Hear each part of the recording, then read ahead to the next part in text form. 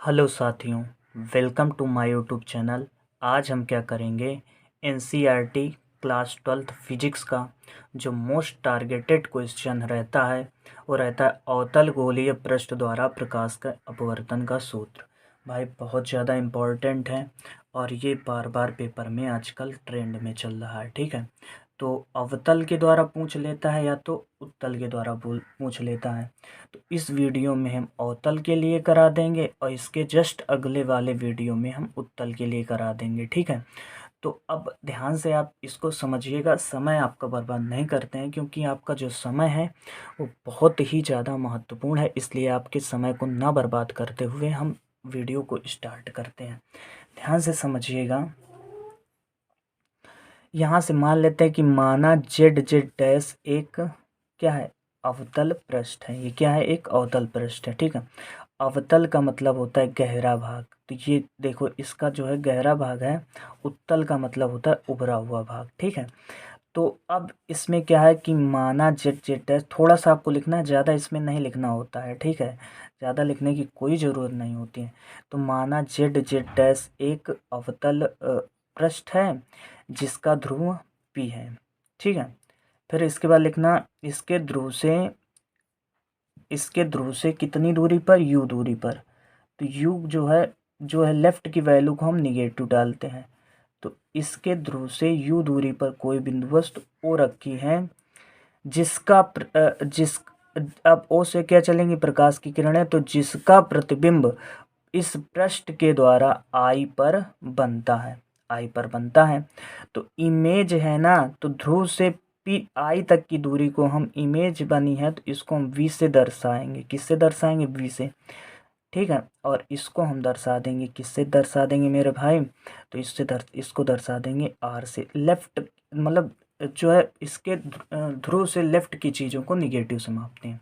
तो केवल आपको इतनी सी बातें लिख लेना है कि माना जेड जेड ऐसे एक अपवर्तक पृष्ठ है जिसके ध्रुव से पी यू दूरी पर कोई बिंदु वस्तु ओ रखी है जिसका प्रतिबिंब आई पर बनता है।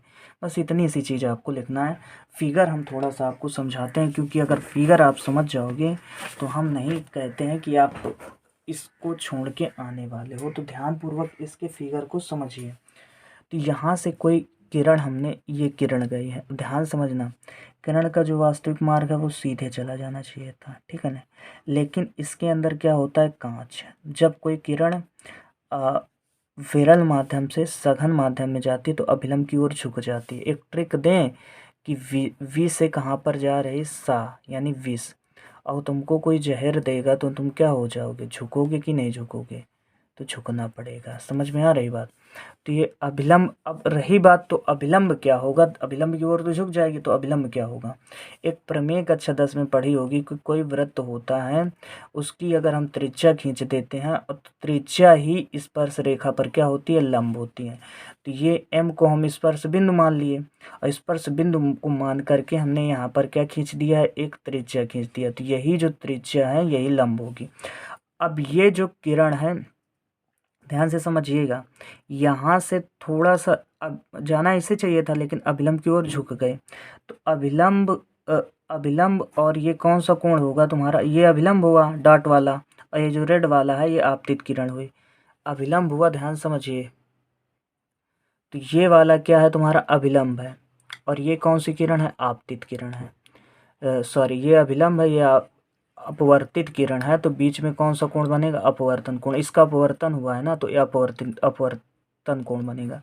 अच्छा, ये वाला कोण इसके बराबर होगा। क्यों बराबर होगा, क्योंकि ये शीर्षाभिमुख कोण है। कौन से कोण है, शीर्षाभिमुख कोण है, तो ये आपस में बराबर होते हैं।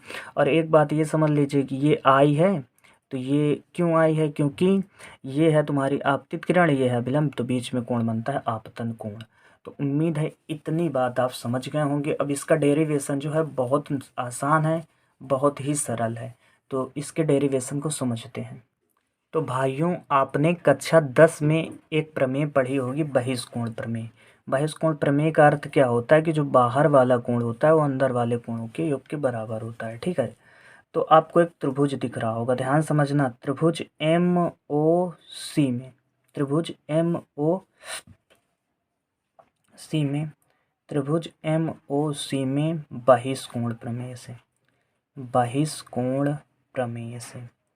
तो बहिष्कोण की प्रमेय क्या होती है, आप ध्यान से समझना। बहिष्कोण की प्रमेय किसे कहते हैं? तो त्रिभुज MOC में जो बाहर वाला कोण है, बाहर वाला कोण कौन है? थीटा है।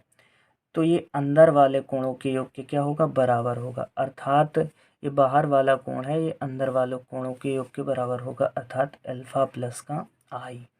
हम आई निकाल लेते हैं, क्यों? क्योंकि हमें आई की ज़रूरत पड़ेगी स्नेल का जब नियम लगाएंगे। तो आई बराबर निकालना है हमको, तो ये अल्फ़ा इधर चला जाएगा, तो ध्यान से समझना, तो आ जाएगा थीटा माइनस का अल्फ़ा। उम्मीद है यहाँ तक समझ गए होगे आप। फिर आपको एक त्रिभुज और दिख रहा होगा MIC, तो लिखोगे क्या? त्रिभुज MIC में जो है फिर से बहिष्कोण की प्रमेय लगाओगे, बहिष्कोण प्रमेय से।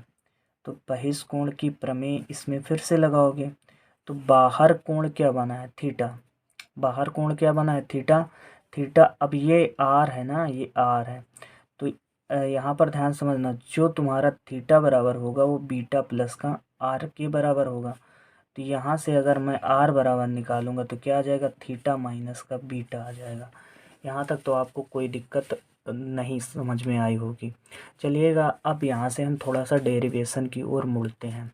तो इसका डेरिवेशन बहुत ही आसान है, ध्यान से समझिएगा, बस समझते जाओ, कुछ भी नहीं है इस डेरिवेशन में।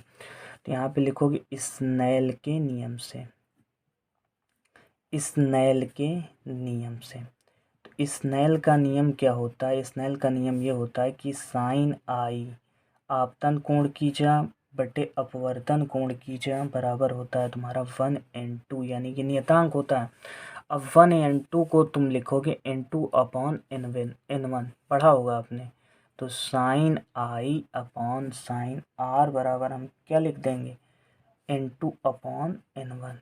क्या लिख देंगे? N2 upon N1। उम्मीद है यहाँ तक आप ज़रूर समझ पाए होंगे। अब आगे की बात समझते हैं। जो साइन आई है ना, साइन आई, उसको हम लगभग बराबर कर देते हैं आई के, और जो साइन आर है ना, उसको हम क्या कर देते हैं? उसको हम लगभग बराबर कर देते हैं आर के। तो इसका अर्थ क्या हुआ? तो इसका अर्थ ये हुआ कि आई अपॉन क्या हो जाएगा? आर बराबर क्या हो जाएगा? N2 माइनस का N1। उम्मीद है यहाँ तक आप अच्छे से समझ पाए होंगे। अब आई की वैल्यू जो है और आर की वैल्यू हमने ऊपर निकाला है। देखिएगा, ये वाली जो वैल्यू थी ये किसकी है? आई की है, और ये वाली वैल्यू किसकी है? तो ये आर की है। तो मेरे भाई हम यहाँ पे रख देते हैं आई की जगह आई को और आर की जगह आर को।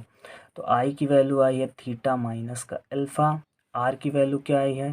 तो आर की वैल्यू आई थीटा माइनस का बीटा, बराबर क्या आ जाएगा? तो N2 अपॉन N1। अब हम क्रॉस मल्टीप्लाई कराएंगे, यानी N1 का पहले इसमें गुणा करा देंगे, फिर N2 का। तो N1 थीटा माइनस का अल्फ़ा N1 बराबर N2 थीटा माइनस का N2 बीटा। उम्मीद है यहाँ तक आप अच्छे से समझ पाए होंगे। अब हम आगे क्या करेंगे कि जो है N1 यहाँ से कामन हमें मिल जाएगा, तो N1 आप यहाँ से कामन कर लीजिएगा। तो जैसे ही आप कामन करते हैं तो यहाँ पे आ जाएगा थीटा माइनस का अल्फ़ा। यहाँ पे ध्यानपूर्वक समझते जाओ, ध्यान से समझते जाओ, इस जगह पे आपको समझना होगा। ये थोड़ी सी लाइन हम गलत लिख दिए हैं, थीटा थीटा वालों को हमको पास में करना था।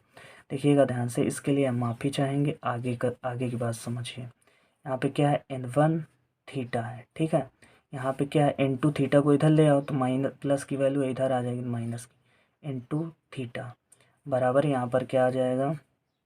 इधर ये इसको ले आओ तो N1 अल्फ़ा माइनस का N2 बीटा।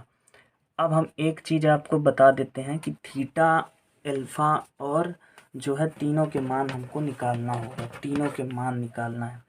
तो हम पहले थीटा निकाल लेते हैं। थीटा चाहे तो यहाँ से कामन पहले कर लीजिए, थीटा पहले यहाँ से कामन कर लीजिए। थीटा जैसे ही कामन करोगे तो N1 माइनस का क्या आ गया? N2, और यहाँ पर क्या आया? N1 अल्फ़ा माइनस का N2 बीटा। अब यहाँ पर तीन चीज़ें बनेंगी, पहले हम थीटा का मान निकालेंगे और फिर इसके बाद हम निकालेंगे किसका मान? थीटा का मान निकलते ही हम निकाल लेंगे जो है अल्फ़ा का मान और बीटा का मान। तीन वैल्यू हमको चाहिए होगी, तो ध्यान से समझने का प्रयास करिएगा, बहुत आसान है। थीटा है ना, थीटा चाहिए, तो थीटा निकालने के लिए क्या करेंगे, ये है थीटा, ध्यान से समझना, थीटा ये है ना। तो कोण बराबर क्या होता है, एक फार्मूला पढ़े थे हम, कोण बराबर चाप बटा त्रिज्या, यहाँ पे लिखे दे रहे हैं। कोण बराबर क्या होता है, तो कोण बराबर होता है चाप बटा त्रिज्या, चाप बटे का होता है त्रिज्या। तो ध्यान से समझिएगा, कोण बराबर चाप बटा त्रिज्या होता है। तो कोण आपके पास क्या है, थीटा है, तो कोण बराबर क्या होता है, चाप। तो चाप आपका ये वाला चाप सभी में काम करेगा, चाप बटे त्रिज्या, तो एम पी अपॉन माइनस का आर। तो थीटा बराबर निकालेंगे तो क्या आ जाएगा, एम पी अपॉन माइनस का आर। ठीक है। अगर अल्फ़ा बराबर निकालेंगे तो फिर से कोण बराबर क्या होता है, कोण बराबर होता है चाप बटे त्रिज्या। तो कोण बराबर चाप एम पी हुई, त्रिज्या तुम्हारी माइनस का यू हो जाएगी। तो क्या हो जाएगा, एम पी अपॉन माइनस का यू। अच्छा, बीटा निकाल लेंगे तो यहाँ पर क्या है, चाप बटे त्रिज्या, बीटा एंगल यहाँ पे बन रहा है, तो त्रिज्या यहाँ तक की लेंगे ना, यहाँ तक की दूरी, जहाँ तक कोण बन रहा है वहीं तक की दूरी लेते हैं। तो एम पी अपॉन क्या आ जाएगा, माइनस का वी। तो एम पी अपॉन क्या आ जाएगा, माइनस का वी। उम्मीद है आप यहाँ तक अच्छे से समझ पाए होंगे। हमने तीनों के मानों को निकाल दिया है। अब हम क्या करेंगे, इन्हीं के मानों को इस जगह पर रख देंगे और हमारा डेरिवेशन सॉल्व हो जाएगा। तो चलिएगा हम यहाँ पे कर लेते हैं, ध्यान से समझते जाइए। तो यहाँ पर थीटा की जगह पर क्या रखना है, एम पी अपॉन माइनस का आर। तो जहाँ जहाँ थीटा है वह जगह रख देंगे एम पी अपॉन माइनस का आर। तो ये थीटा, थीटा की जगह पे रखो, तो एम पी अपॉन क्या हुआ, माइनस का आर, और यहाँ पे क्या आया, एन वन माइनस का एन टू, और बराबर यहाँ पर क्या है, एन वन। ध्यान से समझते जाओ, एन वन है, अल्फ़ा की जगह पे रखना है, अल्फ़ा की जगह पे क्या रखना है, तो अल्फ़ा का मान आया एम पी अपॉन माइनस का यू, और माइनस का एन टू रख दिया, बीटा क्या मान का आया है, तो एम पी अपॉन माइनस का वी। तो उम्मीद है यहाँ तक आप अच्छे से समझ पाए होंगे। चलिएगा आगे समझ, तो आगे समझिएगा हम क्या करेंगे, यहाँ पर जो है माइनस का एम पी कामन करेंगे। क्या कामन करेंगे, माइनस का एम पी। जैसे ही आप कामन करोगे तो आर तो नीचे, तो आर हम नीचे लगा लेते हैं, ध्यान से समझते जाओ। तो यहाँ पर माइनस का एम पी कामन किया, तो यहाँ पर माइनस का क्या आ जाएगा, माइनस का आ जाएगा एन वन, और प्लस का क्या आ जाएगा, एन टू, क्योंकि माइनस का एम पी हमने कामन कर लिया। यहाँ पर भी हम वही चीज़ कामन करेंगे। क्या कामन करेंगे, माइनस का एम पी। तो जैसे ही माइनस का एम पी कामन करेंगे तो यहाँ पे क्या आ जाएगा, यहाँ पर आ जाएगा एन वन अपॉन यू, और माइनस का क्या हो जाएगा, यहाँ पर क्या हो जाएगा, एम पी हम माइनस का कामन कर चुके हैं, तो माइनस का एम पी, ये माइनस वाला एम पी के साथ कैलकुलेट हो जाएगा, तो एन टू अपॉन क्या आ जाएगा, वी। उम्मीद है यहाँ तक आप समझ पाए होंगे। माइनस के एम पी से माइनस का एम पी कैंसिल हो जाएगा, तो आपका जो है फार्मूला बनेगा वो क्या बनेगा, ध्यान से समझिएगा। इसका जो फार्मूला बनता है वो क्या बनेगा, एन टू माइनस का एन वन अपॉन आर बराबर क्या बनेगा तुम्हारा, बराबर बन जाएगा N one upon we minus का N two upon, sorry N one upon U है, सॉरी यहाँ पर एन वन अपॉन यू है, माइनस का एन टू अपॉन वी। तो उम्मीद है आप इसको अच्छे से समझ पाए होंगे और ये डेरिवेशन पूरी तरीके से आपके दिलो दिमाग तक पहुँच गया होगा। देखिएगा भाई, यहाँ पर जो है माइनस का एम पी हमने कॉमन कर लिया था अंदर से, तो जैसे ही माइनस का एम पी कॉमन किया था तो इस जगह पर माइनस का आर आपका शेष बचेगा, तो यहाँ माइनस का आर लगा दीजिएगा। अर्थात आपका जो पूरा का पूरा डेरिवेशन आएगा ये माइनस चिन्ह का इधर गुणा करा दीजिए, तो आ जाएगा एन टू अपॉन, ध्यान समझिएगा, n two upon we. Minus का हम इधर गुणा करा दे रहे हैं, ये जो माइनस यहाँ पर बचा है आपका माइनस का आर, इसका हम इधर गुणा करा दे रहे हैं, तो माइनस का sorry n two upon we minus का एन वन अपॉन यू बराबर क्या हो जाएगा, एन टू माइनस का एन वन अपॉन आर। उम्मीद है यहाँ तक आप अच्छे से समझ चुके होंगे और ये डेरिवेशन पेपर लायक है, तो इसको तैयार कर लीजिएगा। वीडियो को लास्ट तक देखने के लिए धन्यवाद, और वीडियो पसंद आए तो शेयर कीजिए।